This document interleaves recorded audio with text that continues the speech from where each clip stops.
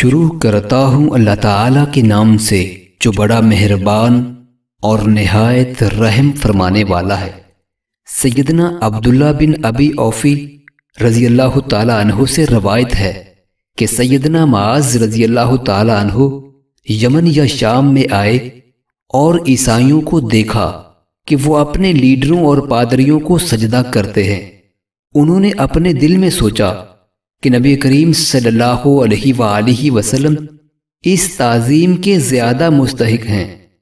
پھر جب وہ واپس آئے تو انہوں نے کہا، اے اللہ کے رسول، میں نے عیسائیوں کو دیکھا ہے کہ وہ اپنے پادریوں اور لیڈروں کو سجدہ کرتے ہیں، اور مجھے اپنے دل میں خیال آیا کہ آپ اس تعظیم کے زیادہ مستحق ہیں۔ لیکن آپ صلی اللہ علیہ وآلہ وسلم نے فرمایا،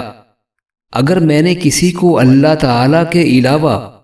کسی کے لیے سجدہ کرنے کا حکم دینا ہوتا تو میں عورت کو حکم دیتا کہ وہ اپنے خامد کو سجدہ کرے۔ بیوی اس وقت تک اللہ تعالیٰ کے حقوق ادا نہیں کر سکتی جب تک کہ وہ اپنے خامد کے کما حقہ حقوق ادا نہ کرے۔ اگر خامد عورت کو وظیفہ زوجیت کے لیے طلب کرے اور وہ کسی سواری کے پالان کے اوپر بیٹھی ہو تو اس عورت کو خامد کا مطالبہ پورا کرنا پڑے گا۔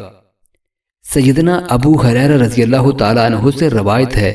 کہ نبی کریم صلی اللہ علیہ وآلہ وسلم نے فرمایا، جب خامد موجود ہو تو اس کی بیوی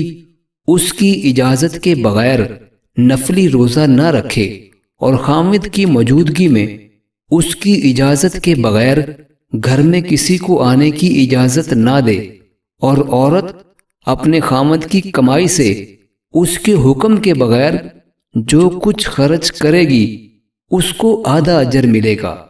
سیدنا ابو ہریرہ رضی اللہ تعالیٰ عنہ سے یہ بھی روایت ہے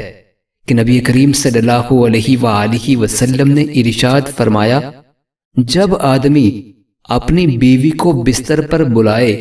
اور وہ انکار کر دے اور وہ اس پر غصہ کی حالت میں رات گزارے تو صبح تک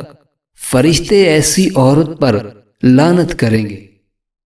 معزز ناظرین، اللہ تعالی ہم سب کو نبی رحمت صلی اللہ علیہ وآلہ وسلم کی ان احادیث مبارکہ پہ عمل کرنے کی توفیق عطا فرمائے، آمین۔